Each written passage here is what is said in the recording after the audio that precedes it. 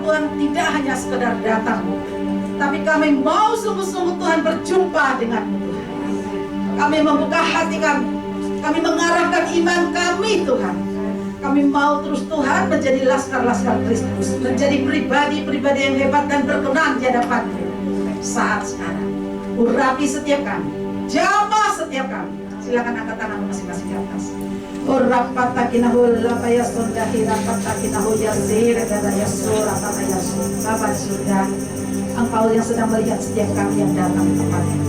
Kami datang di tempat ini tentunya Tuhan berbagai macam kerinduan, berbagai macam pergumulan, berbagai macam harapan. Kiranya kuasa-Mu dicurahkan saat sekarang.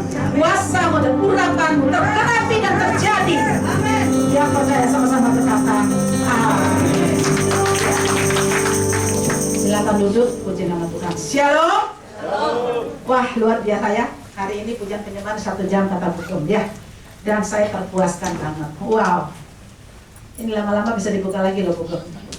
Ini sudah full ini. Ya, dahsyat. Pertama 30 orang. Sekarang katanya sudah 70. Lama-lama nanti 120. Amin. Tepuk tangan buat Tuhan.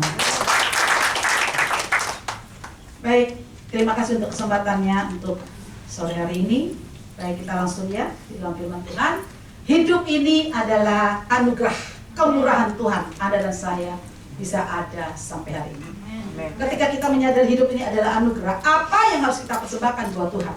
Hari-hari ini Tuhan rindu di dalam hidup Anda dan saya untuk meninggalkan sifat kanak-kanak kita.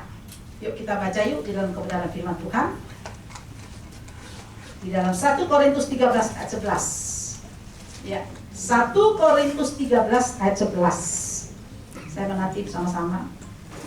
Tidak apa-apa ya, saya tidak buka masker ya. Soalnya mau disiplin ya. Setiap hari hampir satu saya. Jadi saya disiplin, 1 kali buka nanti buka terus. Baik, 3, 2, 1. Ketika aku kanak-kanak, aku berkata seperti kanak-kanak. Aku merasa seperti kanak-kanak.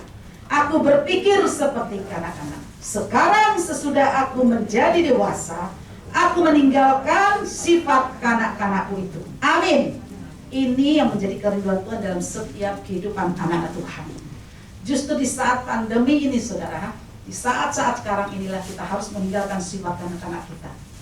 Belajar untuk menjadi pribadi yang dewasa rohani. Sesudah aku dewasa, aku meninggalkan sifat kanak-kanakku.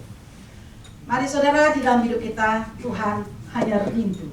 Kenapa kita mengenal Tuhan? Kenapa kita mengenal pengajarannya? Ketika mendapatkan pembelajaran, cuma satu tujuan, supaya Anda dan saya menjadi dewasa di dalam segala aspek kehidupan kita. Itu menjadi kerinduan Tuhan saudara hari-hari. Kalau Anda dan saya menjadi pribadi yang dewasa, cara bertanya, menghadapi masalah, melihat sesuatu, itu berbeda saudara. Tapi kalau kita tidak meninggalkan sifat kanak-kanak, maka kita menghadapi segala sesuatu akan menjadi pribadi yang rasanya pancet, hai. Dari tahun ke tahun kok bodoh. Yang Tuhan rindukan, mari menjadi pribadi dewasa sehingga kita menghadapi, bahkan cara memandang, melihat, menyimpulkan segala sesuatu dalam kehidupan kita itu menjadi pribadi yang sangat tenang. Orang yang dewasa bisa dilihat dari setiap apa yang dia jalani hari-hari ini saudara. Justru di saat pandemi ini saudara, Anda dan saya sedang diuji. Di dalam kehidupan kita sehari-hari apa yang kita keluarkan? Apakah masih sifat kanak-kanak, kekristenan yang kanak-kanak, atau Kristen yang dewasa? Saat ini kelihatan saudara, di dalam menghadapi tantangan, menghadapi persoalan, menghadapi masalah, terlalu banyak hari-hari ini saudara. Siapapun dia, bahkan banyak anak-anak Tuhan, juga hamba-hamba Tuhan yang sudah khotbah, bahkan sudah melayani. Sedikit saudara ternyata yang bisa meninggalkan sifat kanak-kanak itu. Tapi saya percaya di sini tidak ada yang begitu. Tepuk tangan untuk dirimu. Oh, nggak ditepukin semuanya. 1, 2, 3, tepuk tangan buat Tuhan.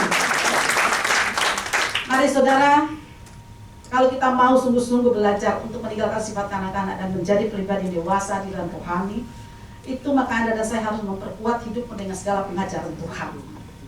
Justru sekarang inilah pengajaran-pengajaran Tuhan sedang terjadi dan sedang berjalan luar biasa bagi Anda dan saya. pastikan Anda dan saya memiliki pribadi yang dewasa dalam rohani. Dewasa rohani, banyak anak-anak Tuhan, dia menjadi kuat, menjadi hebat, menjadi dahsyat ketika semuanya baik-baik saja. Tapi saat-saat sekarang kelihatan, katanya orang melempem itu loh, haleluya. Sekarang ini saudara, tidak sedikit, dari semua kalangan, saya menyampaikan saudara, kalau Anda dan saya dewasa, Anda dan saya bisa berdamai dengan keadaan. Kalau Anda dan saya dewasa rohani, Anda dan saya berani menghadapi setiap kenyataan terjadi. Kalau Anda dan saya adalah orang dewasa dalam rohani, mau berdamai dengan keadaan, maka dia setiap hari selalu menghidupkan apa saudara? Buah-buah roh. Buah-buah roh dalam hidup kita itu indah saudara. Itu yang membuat kita bisa sukses berdamai dalam keadaan yang enak ataupun yang tidak enak. Kondisi yang enak sekalipun yang tidak enak. Pelayan di tahun 2020 sangat tidak enak saudara. Kenapa saya sampaikan? Karena pemasukan tidak tetap, pengeluaran selalu tetap, nabur juga harus tetap. Kenapa? Saya mau tahan. Ketika saya menjalani tahun 2020 itu tidak mudah, tetapi di situ saudara saya merasakan banyak sekali anugerah Tuhan tanpa batas itu terjadi. Saya mengucap syukur saudara, di saat pandemi saya iseng-iseng karena ada waktu, saya selalu masak. Saya tidak bisa masak, tapi saya buat masakan. Karena kalau pesan satu bungkus 25 ribu kali 100 lumayan loh. Kalau masak sendiri ada berapa ya jadi ya. Saya masak saudara, saya berbagi. Dalam hal itu aja banyak yang komen. Kulili ini gimana sih? Dalam kondisi seperti ini kok bisa berbagi? Saya terus kaget saudara. Komen-komen orang ini tidak sadar. Di sini Tuhan melatih saya untuk berdamai dengan keadaan. Di sini Tuhan melatih saya untuk saya tidak hanya memikirkan keadaan saya, tetapi bagaimana belajar untuk peduli, mengasihi, melihat, dan memeluk orang lain. Puji nama Tuhan saudara. Karena komen dari mana saja datang saudara. Dari Jakarta, Manado, Ambon, semua beberapa rohani. Saya tersenyum saja. Padahal saya lakukan itu sebenarnya cuma iseng saudara. Tidak ada tujuan. Karena saya mau dari dalam hal-hal seperti itu. Ternyata Tuhan tingkatkan saudara. Saya mulai merawat saat-saat 2020. Ada banyak anak rohani saya yang kembali ke surga karena COVID. Ada banyak sekali kena saturasi oksigen. Ada banyak sekali ya saudara yang masuk ICU. Yang ada banyak juga anak Tuhan yang tidak bisa swab, tidak bisa PCR, tidak bisa beli obat. Mau nggak mau saya tidak hanya mendengar saja. Kita hamba Tuhan pada saat itu diuji. Bukan saja telinganya diuji, hatinya diuji, uangnya pun diuji. Haleluya. Saat itu saudara, bukan saja menasihati, tapi semuanya keluar saudara. Dan saya tidak tahu. Saya belajar terus melakukan saja apa yang menjadi pergerakan dari Tuhan di hati saya. Secara logika saya mau menolak, secara logika saya mau mengatakan kalau ditelepon tiba-tiba, halo, sinyalmu putus, bisa nggak? Bisa ya? Tapi saya tidak sampai hati. Sudah putus saya sambung lagi saudara. Saya lakukan terus itu, tidak tahu. Ternyata Tuhan itu Allah yang hidup, Allah yang tidak pernah berutang saudara. Di akhir Desember itulah Tuhan bekerja secara luar biasa. Saya tidak mengerti saudara, Tuhan mengirimkan 3 malaikatnya untuk melunaskan cicilan saya di bank kebenaran buat Tuhan. Saya tidak lagi utang di bank, semua bahkan mobil, rumah Tuhan ambil alih semua. Tuhan melunaskan semuanya. Jadi saya tidak terikat dengan cicilan demi cicilan. Tepuk tangan lagi buat Tuhan. Saya hanya membayarnya kepada mereka, dan itu dikatakan anytime, kapan-kapan saja. Wow saudara, saya terkagum-kagum dengan karya Tuhan. Kenapa saudara? Mujizat itu ada syaratnya. Mujizat itu ada caranya. Cara hidup Anda dan saya mempercepat kairos Tuhan terjadi. Cara hidup Anda dan saya mempercepat janji Tuhan terjadi. Tapi di luar sana saudara, banyak sekali anak-anak Tuhan hidupnya tidak benar, pelit, medit, tapi doanya sih api-api, mintanya sih api-api, sih enak-enak. Saya sampaikan saudara yang begini sampai kiamat tidak akan pernah terjadi. Jujur, tegas saya. Karena di dalam firman Tuhan bukan saja tentang percaya dan mempercayakan, tapi bagaimana kita diajar untuk menjadi dewasa rohani, sebuah perubahan di dalam hidupmu, di dalam sikap, perbuatan, pola pikir, cara pandang harus mengalami perubahan. Supaya Anda dan saya bisa mendapatkan hikmat, pandai, dan pengetahuan. Itu boleh terjadi. Tetapi kalau Anda dan tidak berubah, hanya terus doa, minta sama Tuhan, tapi hidupnya pelit dan medit, tidak benar, tidak akan pernah terjadi. Saya tegaskan. Berapa banyak yang begitu di luar sana, di sini gak ono. Mari saudara, Ketika saya melihat janji Tuhan semua terjadi, saya loncat-loncat, saudara. Saya berkata, untung saya tidak menolak janji Tuhan kemarin. Untung saya tidak menolak pergerakan dari Tuhan. Untung saya tidak menolak apa yang Tuhan perintahkan.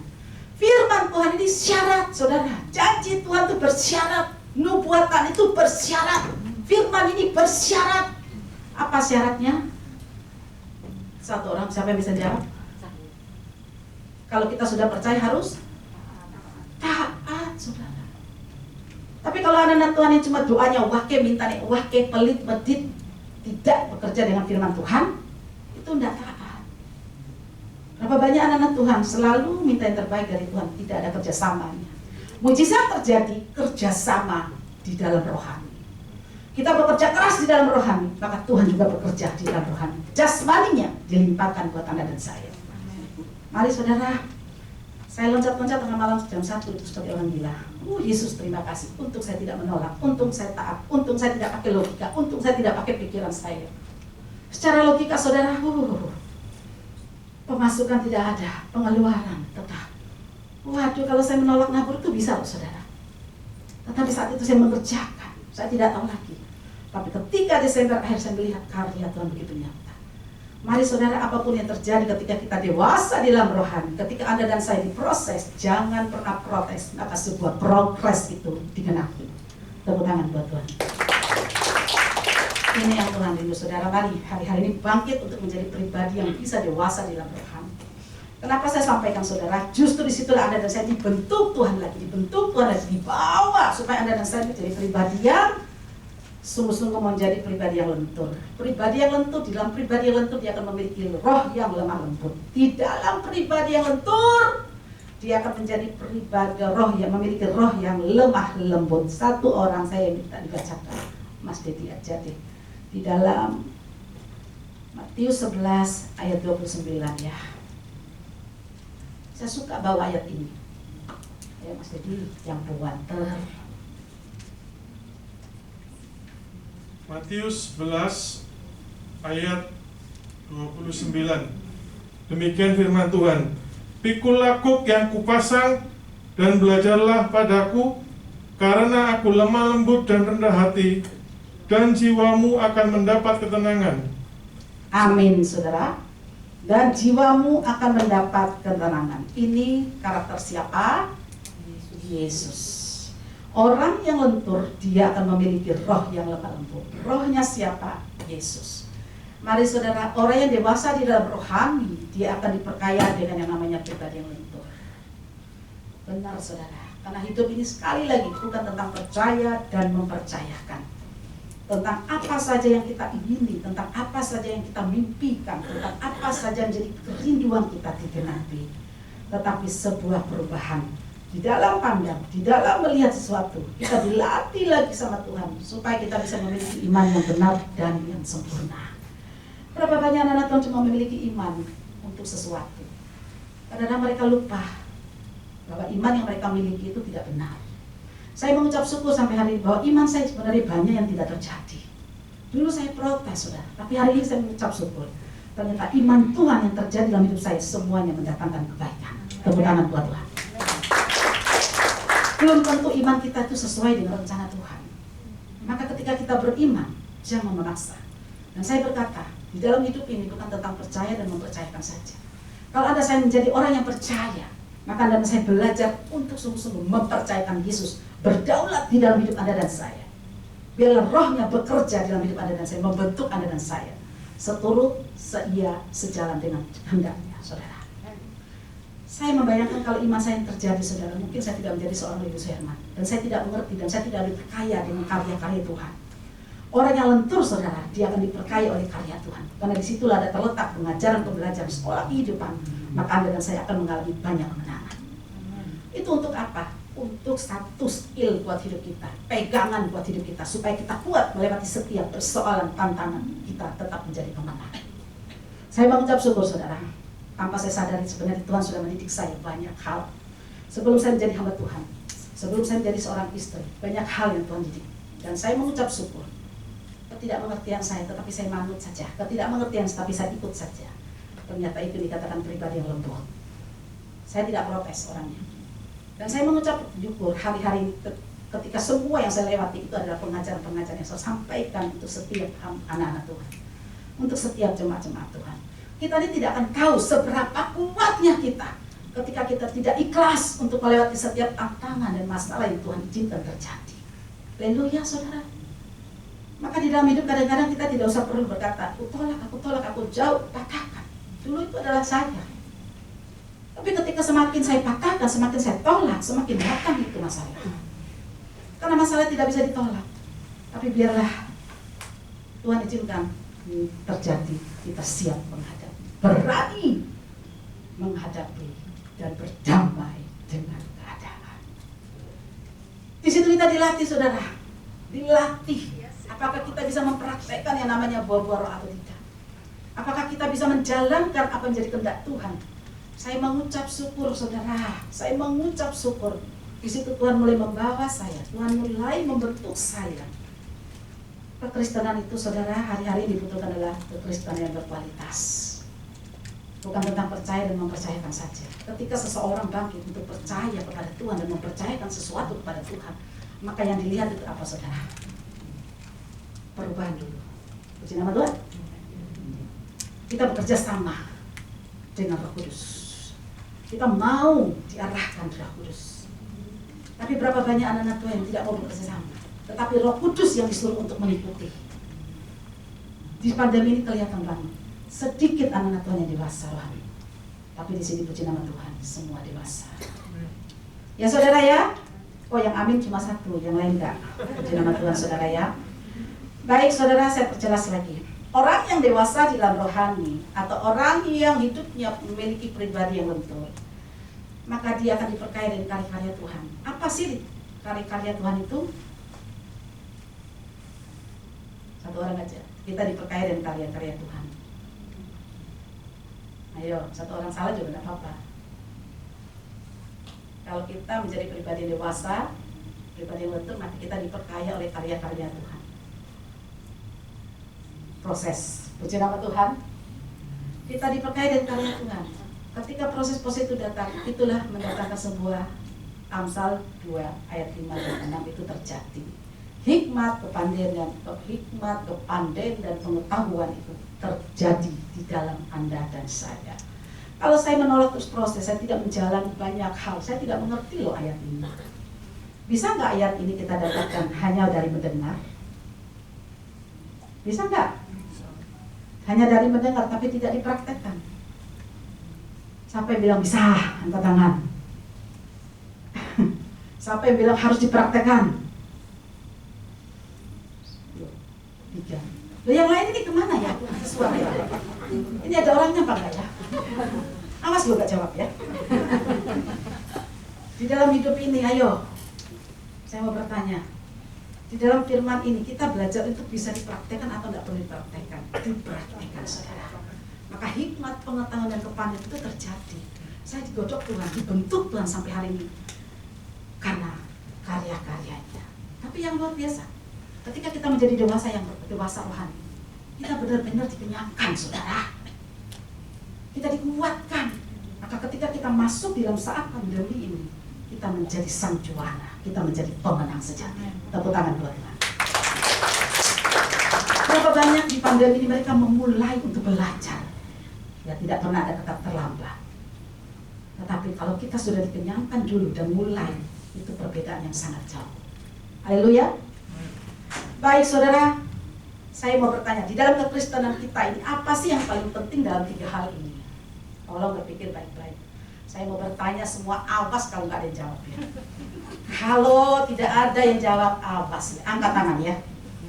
Baik, di dalam kekristenan kita ini yang paling penting bagi kita itu apa sih? Yang pertama, kuat imannya. Yang kedua, kuat firmannya. Yang ketiga, menjadi pribadi yang lentur. Yang pertama, siapa yang bilang kuat imannya? Silakan angkat tangan. Oke. Yang dua, mengatakan kuat firmannya. Nggak ada. 3, pribadi yang lentur. Bapak cuma 5 orang, 6 orang, 7 orang. Terus yang lain ini angkat tangan ini ngapain ya? Loh, tidak boleh dong. Kan disuruh satu dulu, ini bertanya satu dulu, yang mana satu dulu. Aku enggak bilang tiga-tiga. Kalau tiga-tiga yang enggak usah buat pertanyaan. Lo enggak perlu aku tanyakan kalau tiga-tiganya, aku jelaskan saja.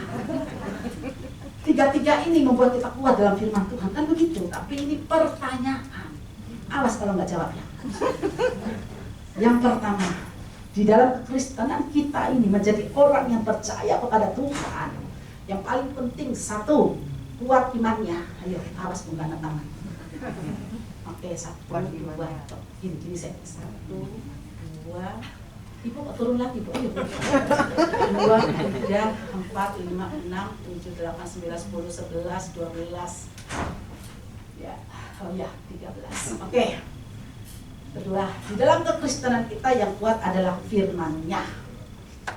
Oke, 1, 2, 3. Ibu jangan angkat lagi, tadi sudah angkat. Terus yang kuat firman-Nya. 1, 2, 3, 4. Oke, yang terakhir, yang kuat menjadi pribadi yang lentur. 1, 2, 3, 4, 5, 6, 7, 8. Oh, banyak. Tepuk tangan. Kalau kita menjadi pribadi yang kuat imannya, itu akan menjadi pribadi yang kaku, saudara. Karena dia di dalam hidupnya hanya beracara dengan percaya dan mempercayakan. Dia akan menjadi pribadi yang kaku. Dan dia akan menghidupkan imannya itu harus menjadi pribadi yang lentur dulu. Kan sudah dijelaskan tadi. Di dalam pribadi yang lentur dia memiliki roh yang lemah lembut. Itu karakternya Tuhan. Dia mau dibentuk oleh Tuhan. Dia mengikuti apa menjadi rencana Tuhan. Saya sudah jelaskan bahwa saya ini banyak sekali iman saya tidak dijawab sampai hari ini. Tapi ketika saya lentur, maka iman saya mengerti iman yang benar dan iman yang sempurna terjadi. Untuk menghidupkan firman, kalau kita hanya membaca firman saja, tidak mempraktekkan, kita akan menjadi sombong rohani. Yang terjadi pembenaran demi pembenaran demi pembenaran. Menghidupkan firman dibutuhkan kelenturan, sehingga kita mau mengikuti semua rencana Tuhan. Di dalam proses itulah kita banyak belajar, kita banyak diasah. Maka kita akan menjadi pribadi yang penuh dengan pengajaran, pembelajaran, sehingga kita bisa menghidupkan firman Tuhan. Puji nama Tuhan, saudara. Kalau engkau kuat firman tidak dipraktekkan, saya sudah ulang-ulang loh dari awal tadi. Kalau tidak dipraktekkan, maka engkau akan menjadi pribadi yang sombong rohani. Kenapa saya sampaikan? Saya ini sudah pernah ngalami. Dulu kuat firman, tak baca, bolak-balik. Karena saya merasa saya sudah dikenyangkan proses zaman lalu. Dan ketika saya menjadi hamba Tuhan, saya kuat dengan firman Tuhan. Dan saya ini pribadi yang kuat dengan imannya. Saya kalau puasa Ester. Puasa Ester puluhan kali. Sampai naik ke Immanuel. Puasa Ester. Tidak makan, tidak minum. Saya ini adalah pribadi yang kuat imannya dan kuat firmannya. Tetapi saya lupa bagaimana untuk bisa berdamai dengan keadaan. Orang yang berdamai dengan keadaan di ayat tadi firman mengatakan apa?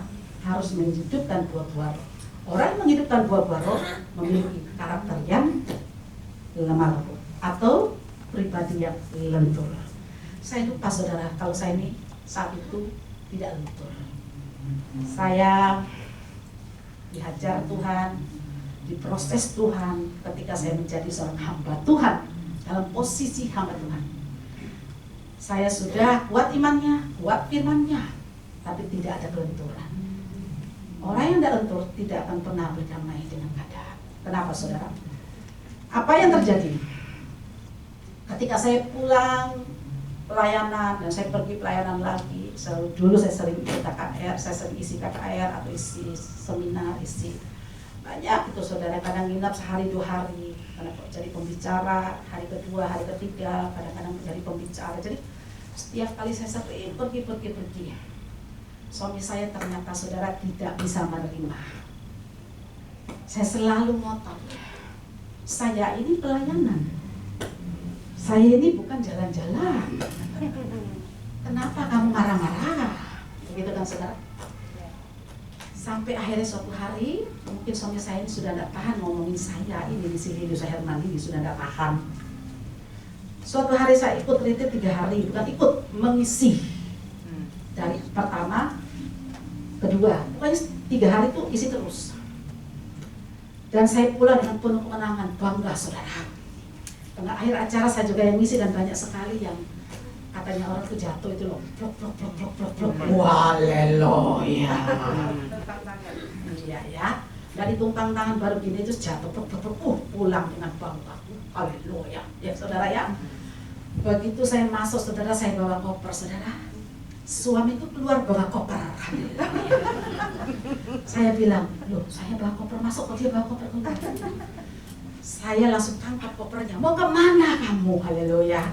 Saat itu suami, ini dulu saudara, sekarang tidak ya. Haleluya ya. Sekarang sudah menyatu dan sama-sama jadi hamba Tuhan dan pelayanan. Mau kemana kamu? Dia cuma bilang, yes, mulai sekarang urip dewe-dewe. Saya tidak ngerti saudara. Maksudnya apa hidup dewe-dewe? Haleluya ya. Loh, suamiku bilang, aduh kamu nih cik bodoh ya sih, tidak ngerti kata-kata itu. Ya tidak ngerti. Cerai tahu? Haleluya. Jadi dia bawa koper, dia keluar, saya bawa koper masuk. Saya tangkap kopernya saudara. Di situ seperti sinetron, tarik masuk, tarik keluar, tarik masuk, tarik keluar, tarik masuk, tarik keluar. Kenapa saudara? Bahaya. Suami saya masih ganteng loh saudara. Kalau kopernya keluar, nanti sulit kutangkap lagi. Haleluya. Jadi saat itu saudara, saya tiba-tiba melihat anak perempuan saya juga keluar bawa koper kecil. Loh nih, kenapa ikut papa? Kok tidak ikut saya? Haleluya ya. Anak saya bilang, loh iya saya ikut papa saja, mama sama koko saja. Saya melihat di dalam anak laki-laki saya sudah menangis di balik selimut. Loh, saya cerita saudara, ini kenyataan. Dan ini terjadi seorang ibu sama. Saya bilangnya, nak, kok nangis? Tidak tahu mah, nangis di balik selimut. Sudah berjam-jam. Rupanya suami saya menanti saya ini sudah dari pagi, siang, sore, dan malam.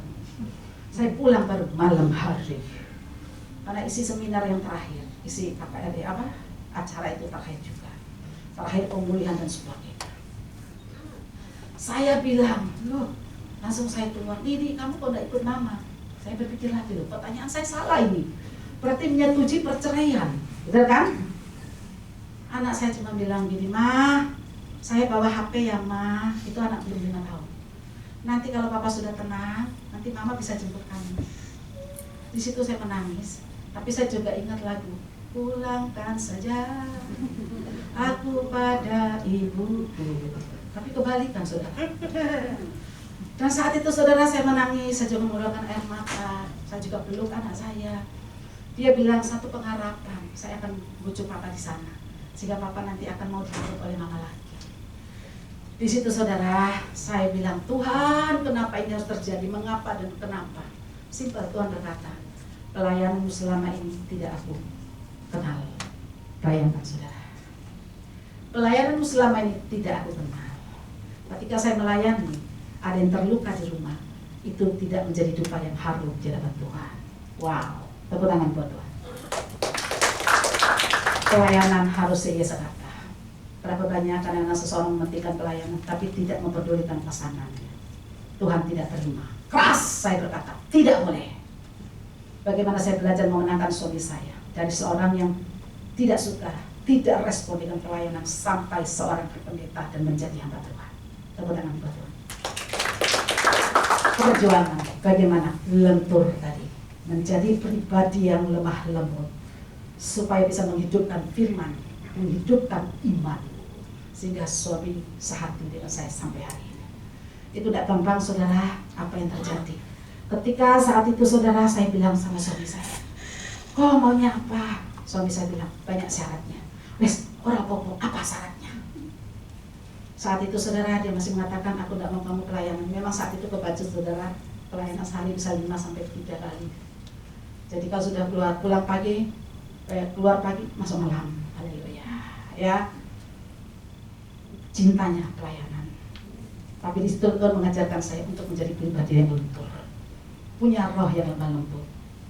Roh yang lemah lembut itu nurut saudara. Saya belajar untuk mendengar suami saya. Minggu tidak boleh pelayanan, stop untuk terima luar kota, stop terima luar negeri. Saat itu saya terus terbang luar kota, luar negeri terus. Tapi engkau tahu, apapun yang saya kerjakan saat itu, pelayanan sepadat apapun, aneh, tidak menghasilkan apa-apa.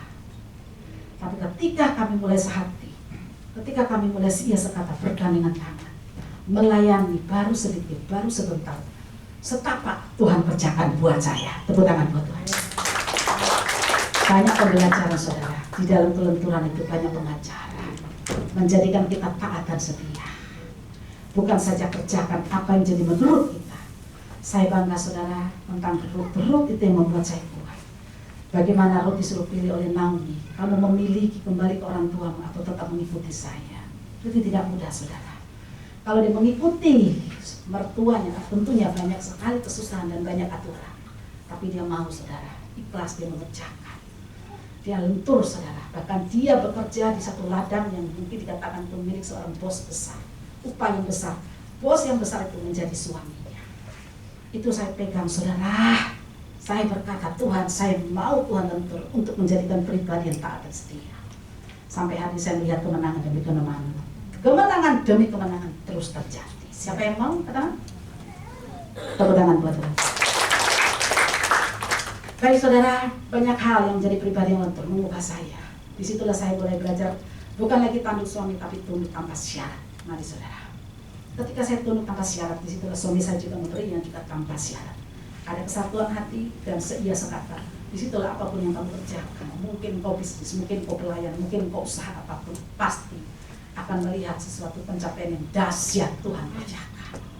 Saya udah ngalami saudara. Makanya banyak pelayanan saya berkata, kalau wanita hebat, istri suaminya kurang kuat, kurang support karena ada gengsi, karena ada segala hal. Saya mesti mengkoreksi mereka berdua supaya ada kesatuan hati. Mari saudara, di dalam hidup ini justru ketika kita mau memiliki roh yang lentur di dalam hidup kita, justru situlah kita akan mengalami sebuah kepasrahan yang sangat amat tulus dan menjadi dewasa di dalam Tuhan dan menghargai pengorbanan Tuhan. Dia berkorban di atas kayu salib. Dia memberikan hidup bagi Anda dan saya secara cuma-cuma. Saya mengingat itu selalu. Itu yang membuat saya kuat. Di saat saya masuk dalam pelayanan, banyak tangisan dan air mata. Di saat ada banyak hal yang memojokkan. Di saat banyak hal yang membuat semuanya mungkin bisa terpuruk. Tapi saya mengingat ini saudara, saya bangkit. Pelayanan semakin tinggi, semakin banyak persaingan. Pelayanan semakin tinggi, semakin banyak gosip, semakin banyak yang meremehkan, semakin banyak. Tidak gampang saudara. Tetapi saya ingat firman ini, itu yang membuat saya kuat. Hargai pengorbanan Tuhan di atas kayu salib. Hargai hidupmu diberikan Tuhan secara cuma-cuma. Sehingga Anda dan saya tetap menjadi pribadi yang kuat, pribadi yang powerful. Puji nama Tuhan saudara. Apapun tantanganmu hari ini, katakan kepada dirimu, saya kuat. Karena hidup yang kumiliki adalah pemberian secara cuma-cuma. Hidup yang aku miliki hari ini adalah sebuah kesempurnaan yang Tuhan siapkan. Maka aku harus melangkah ke depan, mengerjakan, bekerja sama dengan Roh Kudus. Berdamai dengan keadaan dibutuhkan hari-hari ini saudara. Berapa banyak ini orang di luar sana, mereka ingin sukses tapi mereka tidak bekerja sama dengan Roh Kudus. Mereka ingin sukses tapi mereka tidak mau bekerja sama dengan firman Tuhan. Kenapa? Karena tidak ada kelenturan.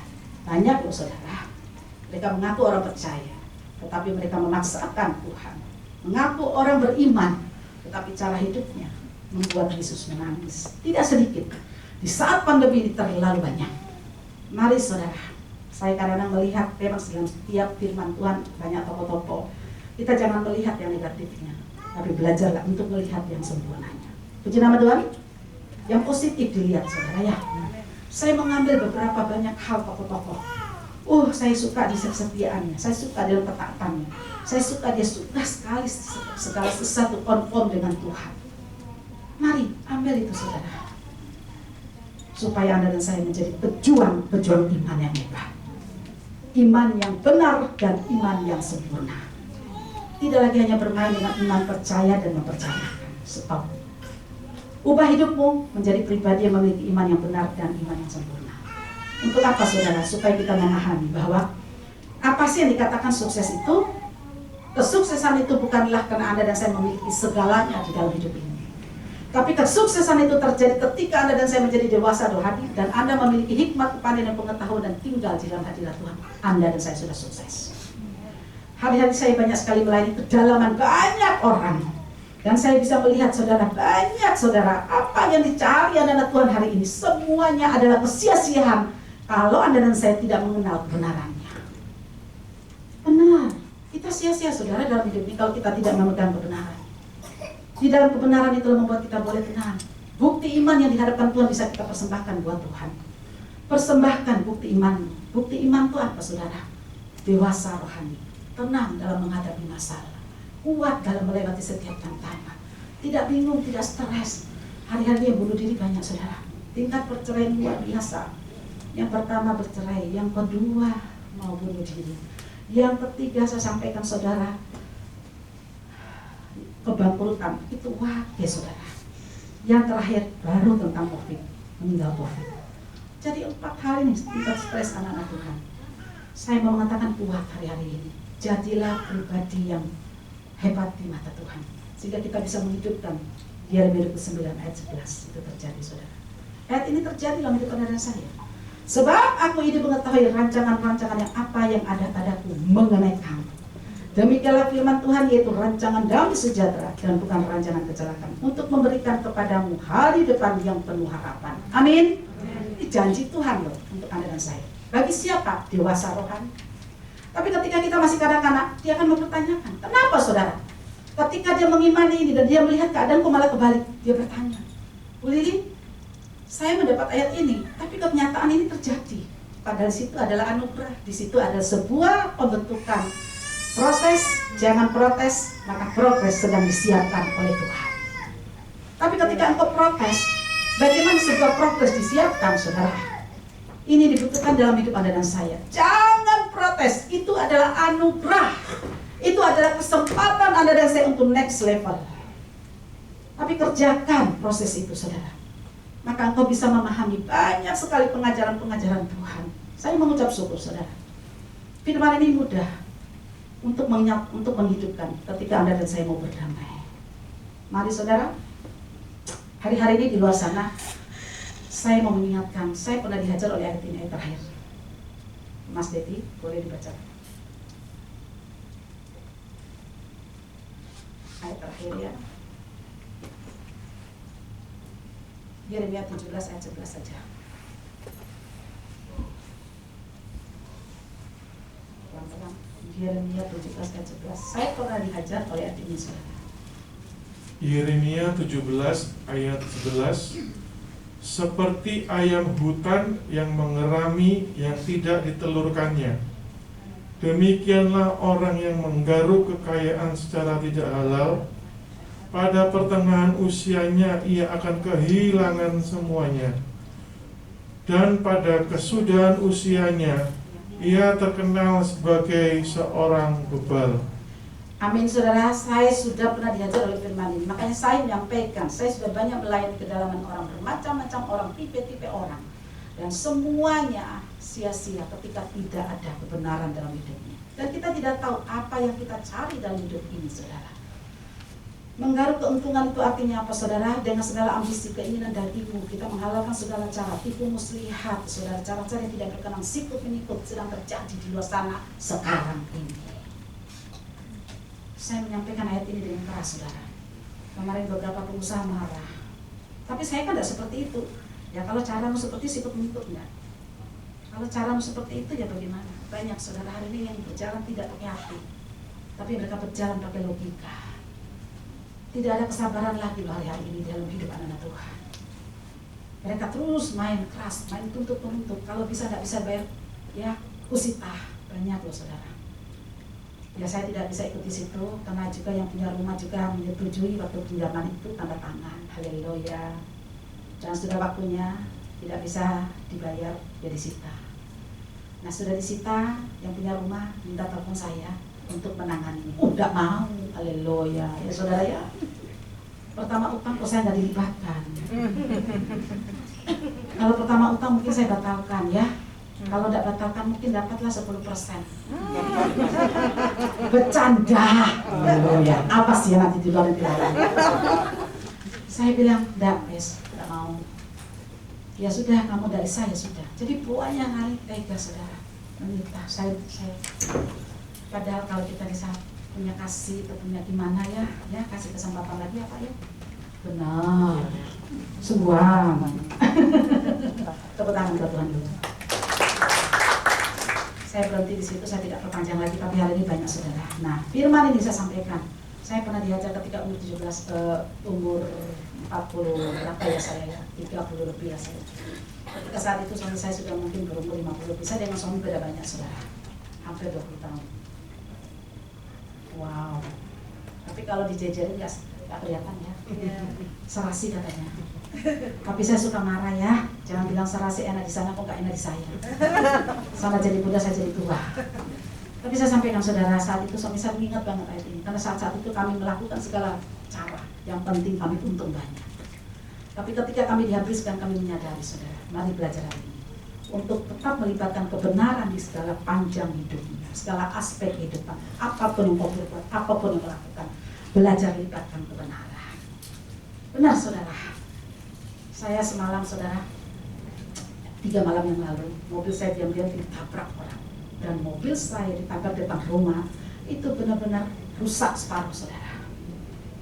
Dan saya kaget, saya bangun, dan orang itu cuma bilang, maaf, apa yang ditanyakan?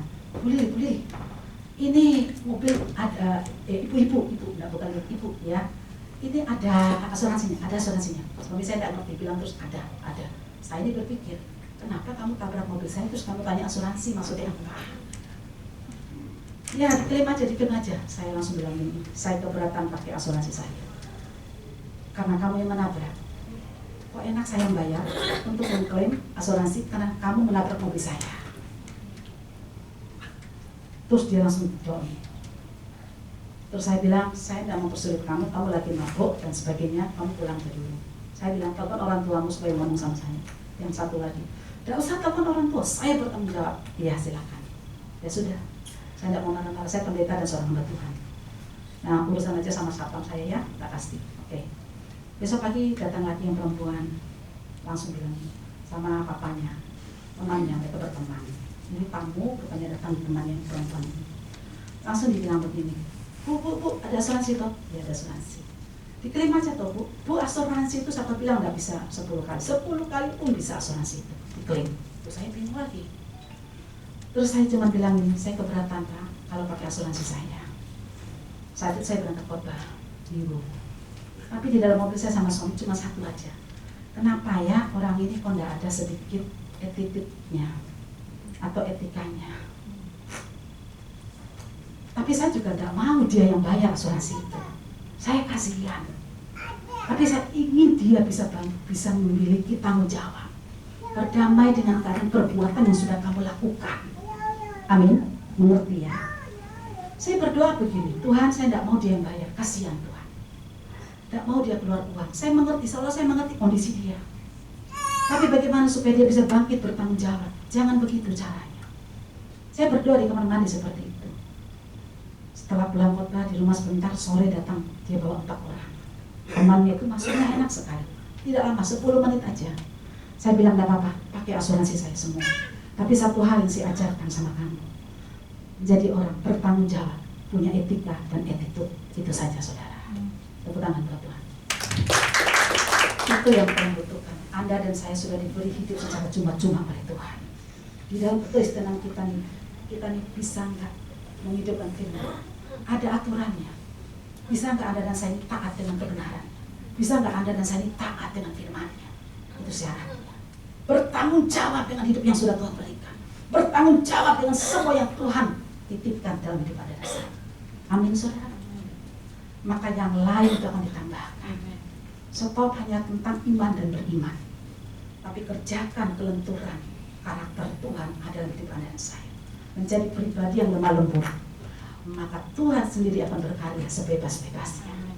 Sekalipun mungkin dia berkarya mujizat, dia berkarya tantangan, dia berkarya proses, tapi semuanya mendatangkan kebaikan. Baik, saya tutup.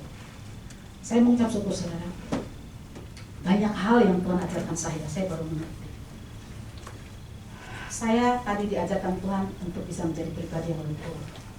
Saya menceritakan tadi bahwa pelayanan itu ketika saya mengecewakan suami itu tidak berkenan di hadapan Tuhan yang pertama tadi. Benar ya? Jadi kita harus memiliki pribadi yang lentur atau roh yang lemah lembut. Puji nama Tuhan. Jadi kalau kita melayani, ada seseorang yang tidak suka, belajar untuk rendah hati supaya sebiasa kata ada kesatuan hati. Tutup terakhir, saya diajarkan Tuhan untuk memiliki pribadi yang berdamai dengan keadaan. Saat itu saya tidak bisa saudara. Kenapa? Karena saya selalu marah. Saya kecewa dengan banyak masalah dan tantangan. Saya belum bisa berdamai dengan keadaan. Saya tidak berani menghadapi kenyataan. Tuhan izinkan saat itu melatih saya sebelum jadi hamba Tuhan. Saya ini pernah jadi mama muda. Saat itu anak saya masih 5 tahun. Saya saat itu mengikuti terus suami saya kemanapun berada. Saya menjaga suami saya dengan super ketat, supaya tidak ada penggoda-penggoda yang mengganggu kami. Haleluya. Dan yang luar biasa saudara, saat itu saya menjaga suami jadi kebablasan. Akhirnya saya hobi juga apa yang dihobikan suami saya. Kami main judi saudara, dari judi mesin, judi kartu, sampai judi dingdong. Saya main semua. Kebablasan ya saudara ya. Dan saat itu main judi mesin Mickey Mouse. Kami lagi main di situ saudara. Saya ini selalu main di sini, suami saya main di sana. Suatu hari saya melihat suami saya nggak ada di tempat. Kemana ya suami saya? Saya mencari, saya memutar tempat itu di Lokasari Jakarta. Saya mencari di mana suami saya. Ternyata di belakang keluar dari gedung itu. Dan dia sedang memberikan uang kepada seorang wanita. Dari jauh tanpa sadar saya langsung teriak, awas ya. Sambil teriak, sambil lari saudara dengan slow motion saudara. Haleluya. Apa yang terjadi? Ketika wanita itu tahu saya berteriak, dia langsung naik. Itu ada bajai yang menunggu. Ketika dia dibajai saudara, saya bingung. Saya mau menangkap siapa? Yo kira-kira siapa yang ditangkap?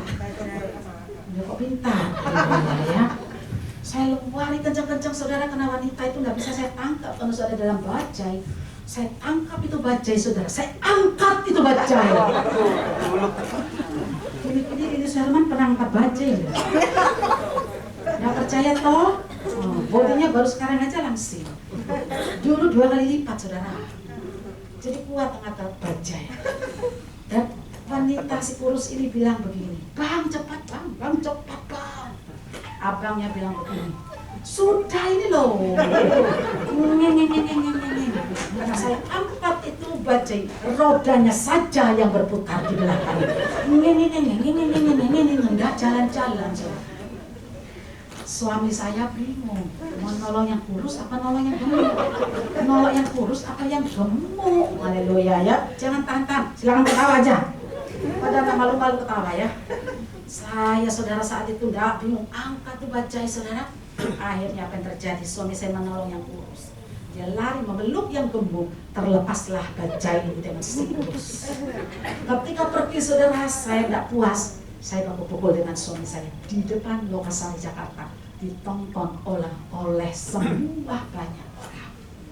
Waduh saudara, orang yang tidak berdamai dengan keadaan itu begitu, ego, keras kepala, semau diri, tidak peduli, yang penting aku terpuas. Tapi kalau kita berdamai dengan keadaan, ada buah roh, mengampuni, ya sudahlah, aku akan berpuasa dan memaafkan. Ketika habis baku pukul saudara, dilihat orang banyak, selesai capek, pulang kami. Udah sampai di rumah malam jam 1, mau tidur saya lapar.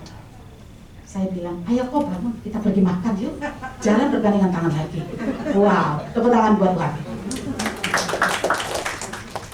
Itulah yang terjadi dalam hidup saya.